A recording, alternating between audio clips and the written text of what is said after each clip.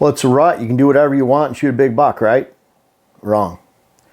There are a lot of hunts that are ruined the first day because you took chances. It's a rut. People think you can just do whatever you want and shoot a big buck. And that couldn't be further from the truth. Now, I will admit, there are those big mature bucks that go wandering by and they do stupid things because they have their mind set on a woman and they don't even notice you in the tree right there, even though you've done everything else wrong. And you get a good shot. You get to shoot them. And so that does happen. But I don't want you to count on luck. I want you guys to make your own luck. You know, I had someone in the past tell me that I was the world's luckiest hunter because of the deer I shot. This was back in the late 90s, 2000s. And I almost took offense to it because there's really not a lot of luck in deer hunting. There's a certain percentage, obviously, because you don't know what that buck's going to do. But you can stack so many different things in your favor. That's why we talk about hunting with the weather.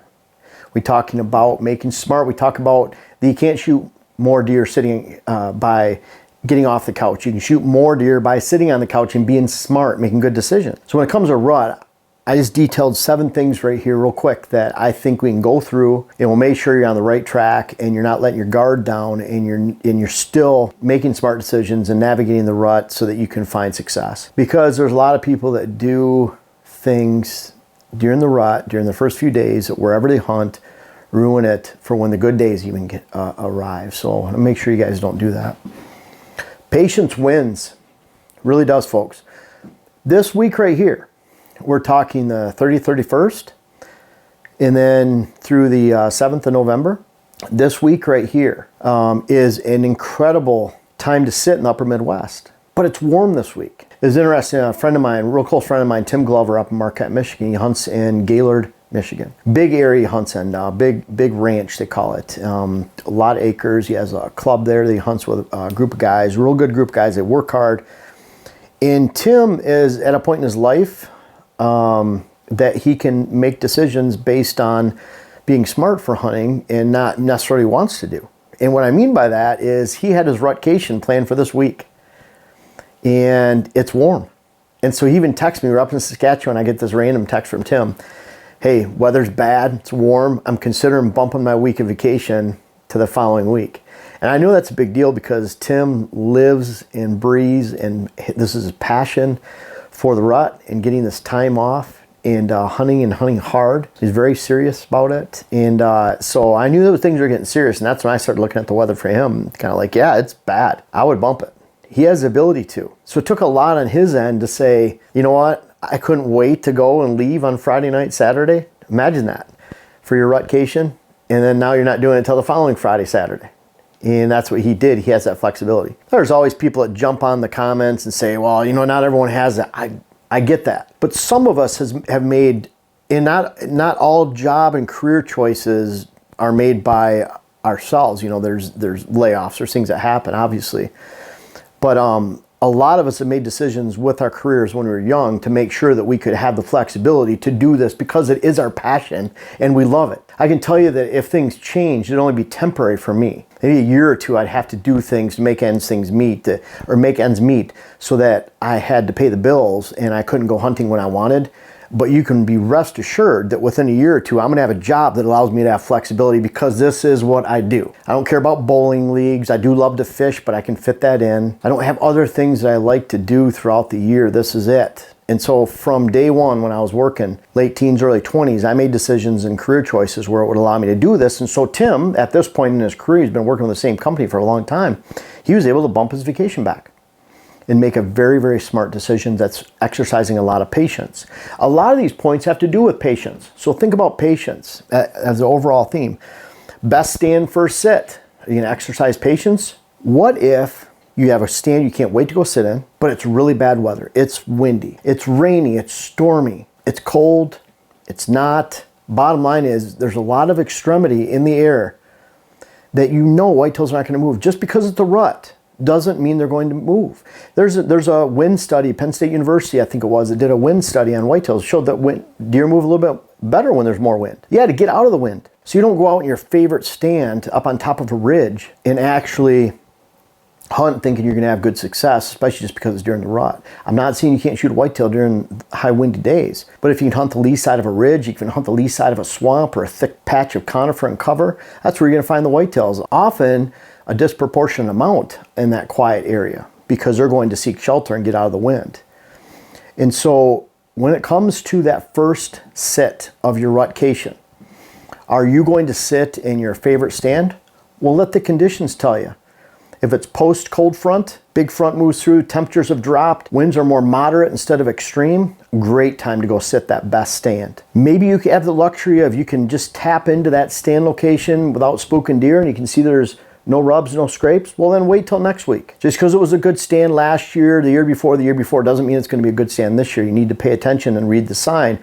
There are many best bucks that I've shot on a stand and not hunted that same stand the following year, even though I hunted the same property, because the conditions never met up with going back to that stand. Maybe I hunted it 3 years later or 2 years later. But just because you did something in the past doesn't mean that's going to happen in the future. There's more to hunting than that. Knowing, yeah, there's historical sign there, there's historical movement. There's not any right now, so push that stand off to the following week. It's bad weather, push it off.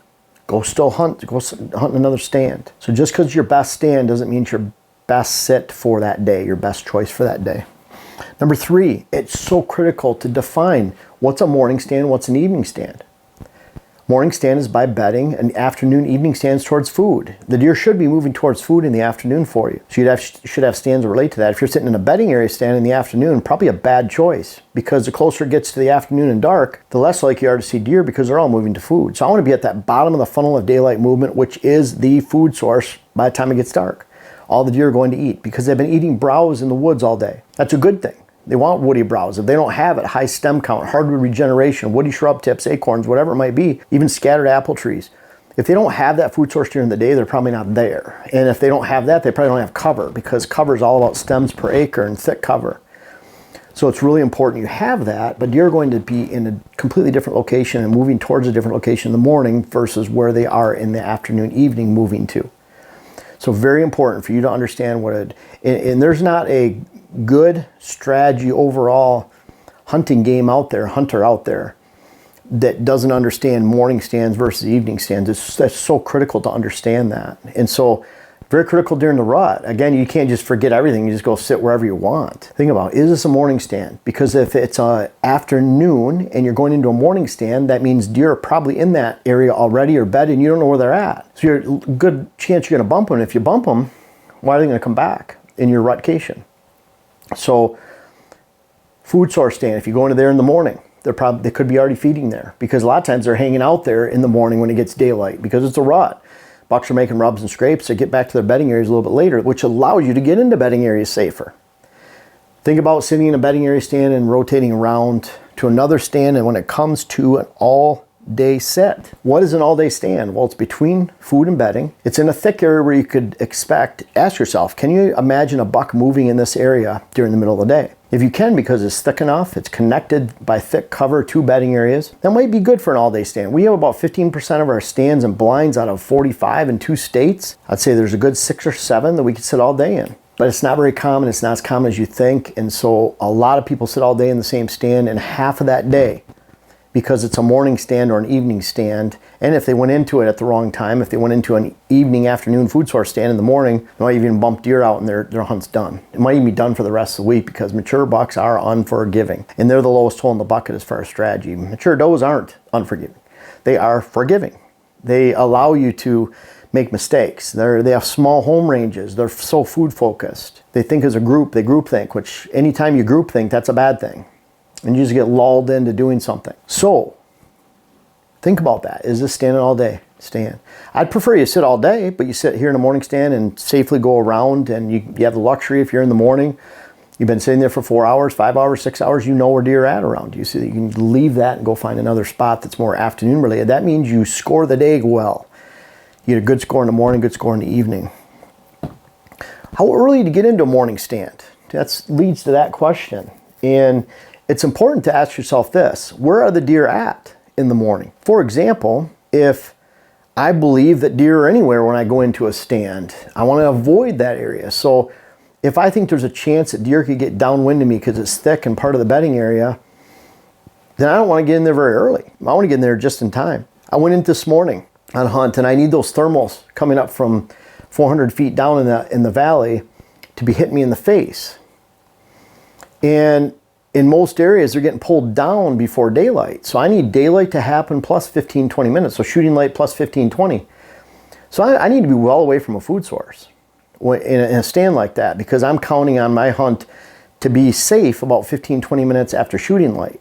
That means I don't want to get in there half hour, 45 minutes before daylight, because now I have an hour that a deer can get downwind of me in the wrong spot where I'm watching. I need those thermals start coming up in my face. We have that in our Hills and Thermals web class that'll be out in a little bit. Teach you that, but it's really critical. So you need to ask yourself, where are the deer? Where's my potential for spooking deer? And sometimes you can blow your scent off a cliff, and you blow it into a lake, a water area, maybe a cow pasture that's fenced in, and the deer aren't going to be out there. We can get in there early. You can get in there 45 minutes, hour and a half, whatever your state allows you to get in early to a stand, whatever that time is, you can get in. You can get in really early. But if you're worried about deer getting downwind of you before daybreak, you get in there just in time in that gray light. You might even go in an area where you have to go in the dark because they might see you, and then stop a little bit and wait to move into that stand when the time is right. There's no perfect time. Anyone that tells you there's a perfect time has only hunted one location, because there's a perfect time probably for every location, but not a perfect time that you can apply to all scenarios. So you either go in early, go in just in time, or you go late. And what I mean by that, post daybreak, you wait for the field to clear. You're going across ag fields or open pasture. There might be deer out there during the dark or right at daylight. You just wait for them to clear and go into a stand. So it's 3 times. You go in early, on time, just on time, or post daybreak, depending on where the deer are at, because it's all about not spooking deer. Never hunt the wrong wind. I get questions about this all the time. What do you do if you have a great stand and the wind is wrong? It's a very easy answer for me, and it's been for 25, 30 years. I don't hunt it. Black and white, because I want my property to live to hunt another day. I'm always thinking about the future. If I do something dumb here, this could negatively affect me for the rest of my rutcation. What are you ever doing this on the first day, second day, third day? A lot of people do, and they just blow out their property. So a lot of these first decisions affect your entire rutcation. You don't need to learn to manage your hunt by being smart and doing that. So I never hunt the wrong wind. Call, scents, decoys. There's a place for almost everything, even decoys. I don't like decoys, but if I was hunting a big open river bottom down in Kansas where deer can see 400 yards and they could literally move through anywhere in there, and I have to hunt off to the side and I don't want to get in the middle because I'm going to spook deer out by blowing my scent into them, then I might sit off on the side with a decoy for cruising bucks and use that decoy. Rattle nailers. If your downwind's blocked, they can't get downwind of you and block because a buck will always come in to check out what other bucks are fighting. Great time to use antling rattlers maybe. If you're in some of the high pressure states, whether it's Minnesota, Wisconsin, Michigan, Pennsylvania, New York, even portions of Indiana, Ohio, even portions of Illinois, let alone the East Coast, in a lot of the southern states, there's a lot of areas that are overpressured. Using calls will just be like everyone else. The deer get used to that, especially the older they get. If you're after those older bucks. If you want to shoot immature bucks, then have at it. But a lot of times using calls can really hurt you. I like a grunt call. I carry a grunt call with me all the time. And that's for when that buck is going by out of bow range and I know he's not going to come back to me, at least at that point. Grunt call is really safe. Just let out a couple soft grunts, blow it. If he stops, looks your way, put the grunt call away. I made that mistake a few years ago, and I even preached not to do it. Buck sat there for a half minute, looking at me, giant thing, 170, 160, 180, I don't know. It was a big, big buck. And he's just sitting there looking over my direction. Made a scrape, looked back to my direction. I had to blow it one more time. Blew one more time, he just slowly turned and walked away. Out of my life forever. He was gone. I always wonder if I didn't blow, I'll never know. I had a chance of him coming over to me still. So when he stops and looks your way, put the grunt call away and get ready. If he doesn't stop, blow it again. Blow it, get a little bit louder. It's amazing how loud you have to get for them to stop sometimes.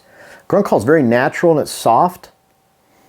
It's not alarming to them. Like a whistle or something would be the opposite, or your voice. It's very soft and natural. So sometimes you need to blow it a little bit louder. Once they stop though, and I keep blowing until they stop, then you put it away and get ready. Scents, I don't really use them. I don't like, even if something worked, going past my stand and sticking it out in an area where the wind's blowing downwind where it's not mixed with my scent. For example, that means if I'm watching this area and my scent's in my face and I think the deer are coming from my right, I need to stick it out over there to try to stop them before they come. And that means I'm walking in lanes where deer are going. I'm leaving my scent out there. I'm leaving my noise. I want to get right to my stand and climb up. I don't like scents on mock scrapes because I think the best scent out there is actually this scent accumulation of all deer leaving on a mock scrape, and especially the vertical licking branches where, because it's a vertical branch, it's right in the trail, then does and fawns participate too. You triple, quadruple, or more the amount of scent that can be left in that branch because you allow more deer to participate. You make it about waist high instead of chest high like a traditional scrape. That's my kind of scent, is letting the deer do it for me in a case like that. So think about this. There's a lot of other things you can do. You have to be smart about how much noise you make. Really, how often you use these stands. Try to skip around a little bit and mix it up. There's a lot of other things we can talk about, but I urge you to hunt by the weather, make smart decisions, exercise a lot of patience. Make sure you check out HuntWise, HuntCast, 25% off in my description. They're really pushing that this November for you, so hopefully you can take advantage of that. I love to pass off savings to you guys if I can, and this is an opportunity to do so. So check that out in the description. Appreciate you guys watching. Learn to navigate the rut. Really get it out of your system that you can do anything you want and get away with it. In fact, it's just the opposite. You could really turn your rut off or on based on your actions, not because the deer are turning it off and on. Those does are going to get bred at the same time every year, whether it's on your land where you hunt, in the area you hunt on public land or not. And a lot of times it has to do with your decisions and you navigating your rut and managing your rut and being smart so that you can enjoy every day a quality day. Enjoy every day during the rut and not just the first or second and then it's done. Enjoy your rut this year. Good luck and be safe. And I can't wait to hear about it all in the comments below. I urge everyone out there to really check out my web classes. They've been wildly successful. We have one that details how you should design your land, another one that details how you should plant and maintain and manage a food plot program. How can you make those decisions that fit your land specifically and not someone else's? Unfortunately, there's so much information in the hunting industry that says you should do this, but it doesn't apply to you. These web classes directly apply to you. And then we have our third web class that came out last year, Rut Web Class, navigating the entire rut. And then we have our fourth one coming out, which is hunting hills and thermals. I urge you to check those out, try the web classes, and they're all about teaching, helping you understand how you can navigate, not only managing your property, food plots, and the rut, but also hunting strategically, hills, thermals, and wherever you pursue whitetails for your dream and your passion.